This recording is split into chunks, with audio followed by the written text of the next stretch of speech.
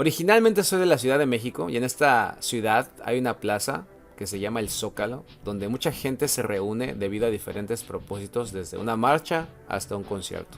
Lo que sí quiero que te des cuenta es que un gran número de personas puede caber en esta plaza. Imagínate esta plaza y supongamos que hay 1 millón de personas dentro de este gran grupo. Puede haber soldados, policías, amas de casa, licenciados, mercadólogos, traders, mecánicos, cocineros, etcétera, etcétera. ¿Cuál es el peso promedio? La Cámara Nacional de la Industria del Vestido encontró que el mexicano promedio pesa 75 kilos y mide 1.64 metros, los hombres, y las mujeres 68 kilos de peso y 1.58 metros de estatura. Pero, ¿qué sucedería con el peso promedio si agregas al hombre o la mujer más pesados del mundo al grupo?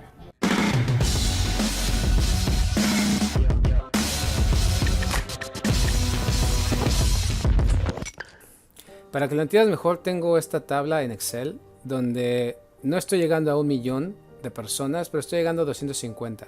Todos estos son números aleatorios basados en el 75 kilos promedio, menos de 75 kilos o más de 75 kilos. Aquí tengo 82, 78, 65 kilos, etc. Cuando le saco el promedio de todos estos pesos, que puedes ver, están seleccionados, el resultado es 76,448.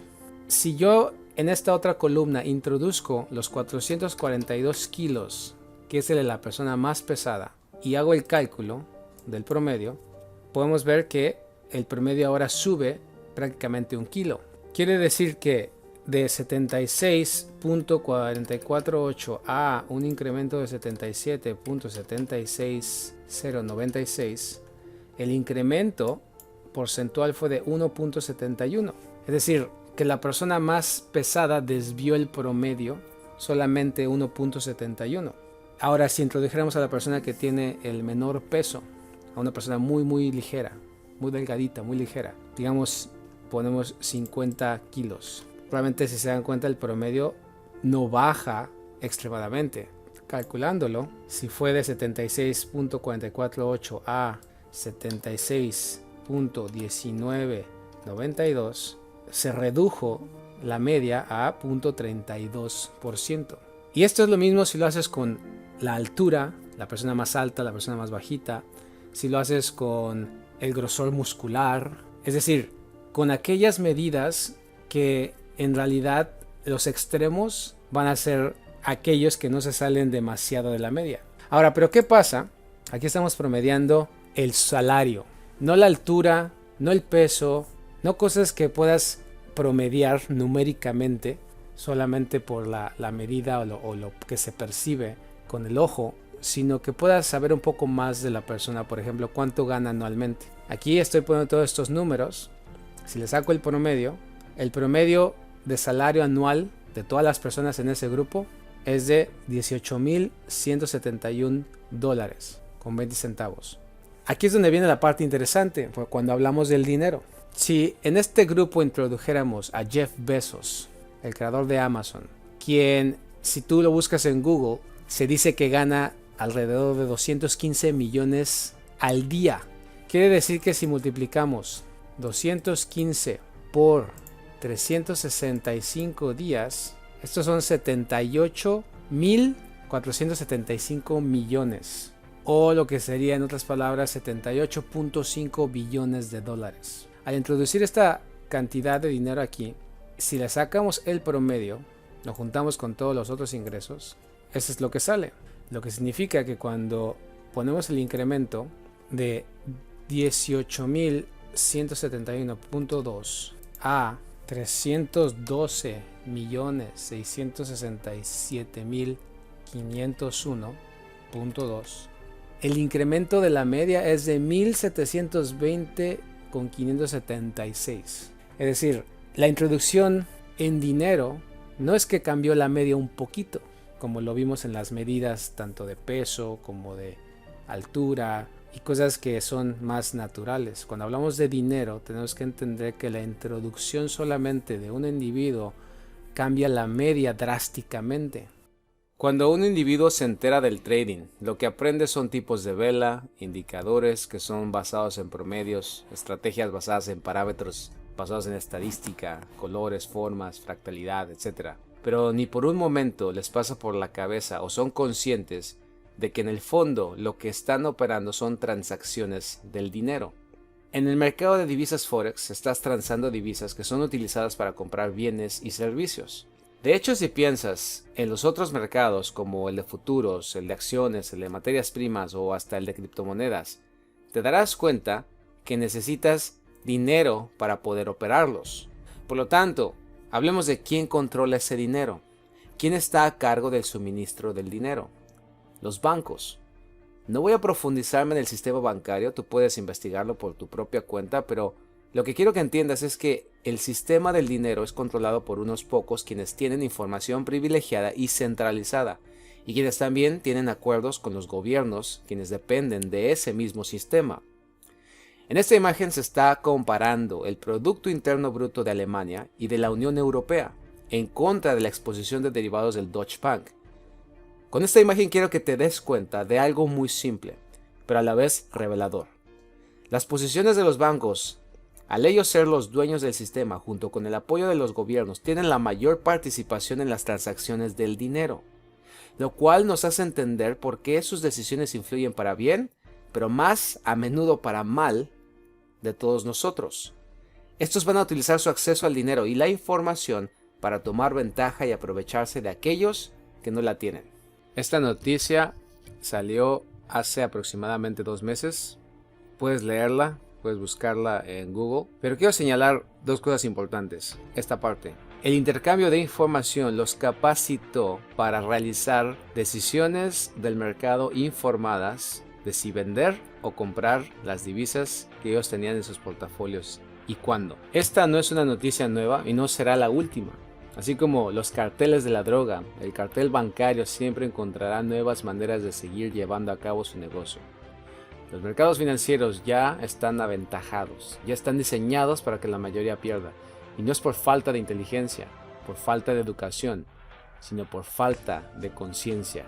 ¿Por qué rayos entonces estarías más preocupado por el significado de la vela, las formas o qué promedios son los correctos? ¿Por qué perderías tiempo en backtesting buscando los parámetros infalibles? Si al final los extremos, en este caso los bancos, pueden cambiar drásticamente lo que X o Y análisis dicen, o lo que X o Y parámetro establece. Date cuenta que todo el ruido y barullo viene de aquellos que tanto como tú y como yo no saben nada, ni de por qué el pasado pasó como pasó, ni lo que exactamente pasará en el futuro, y mucho menos las intenciones de estos participantes extremos, que no dependen de lo que creamos, sino de cómo reaccionamos. Entonces, ¿por qué razón todos hablan como si fuera lo opuesto? Cuando te cuestiones esto y llegues a la realidad de no sabemos, te aseguro serás libre y tal vez entonces tendrás la simplicidad para lograr hacer algo en el trading. Vamos a ver el canadiense, estamos a unos 10 minutos de que se dé el anuncio de la FOMC y cuando ya eres capaz de reconocer y entender de manera simple su negocio y el proceso que éste conlleva, entiendes que las probabilidades ya están para el sur, para que el precio siga cayendo. Date cuenta cómo es que el precio ha subido. El precio fue hacia abajo. Obviamente que la gente que estaba comprando esas posiciones se le volvieron negativas. Personas que hayan saltado a la venta o que hayan ejecutado órdenes de sell stop ya se las quitaron aquí. Y viene el anuncio donde la volatilidad va a aumentar y entonces va a empezar a moverse de nuevo. Nota que el viernes pasado se dio el anuncio de la non-farm, de las nóminas no agrícolas, donde el precio se fue hacia arriba, pero en lugar de seguir subiendo, viene aquí abajo, elimina este punto de donde arranca el precio después del anuncio, y después ahora sí sube más arriba de esta área. Entonces es importante que te des cuenta por qué he estado mencionando esto, y constantemente lo hago porque se necesita una dinámica adaptable y no una dinámica fija. Los datos y los backtesting lo que te dan es una dinámica fija. Es decir, que los parámetros se tienen que cumplir exactamente para que entonces la tal estrategia o cual estrategia se pueda utilizar y entonces tengas una esperanza matemática. 2. por mucho análisis y backtesting que hagas, este va a cambiar debido a la conveniencia de estos grandes actores. 3. Su modelo de negocio es simple debido a que tienen información real y más dinero que la mayoría. 4. Para el minorista se le complica porque quiere llegar a desarrollar algo que le dé una anticipación de las cosas. Su confianza se funda en permanencia y cumplimiento, no en adaptabilidad al constante cambio. Va a haber gente que va a decir, bueno, es que la manipulación solamente pasa en el intradía y por eso yo me voy a temporalidades mayores. Vemos cómo el precio aquí ha llegado, esto que podría ser un cabeza a hombros. El precio antes de empezar a bajar, vemos cómo quita este punto, vamos arriba y finalmente empieza a caer. ¿Y a dónde va? Aquí abajo. Cualquiera puede decir, la tendencia es bajista. Entonces pongo mi línea de tendencia o el indicador ya lo cruzó y lo volvió a cruzar, etcétera, y el precio vuelve a ir más arriba de aquí. ¿Y dónde está en este momento?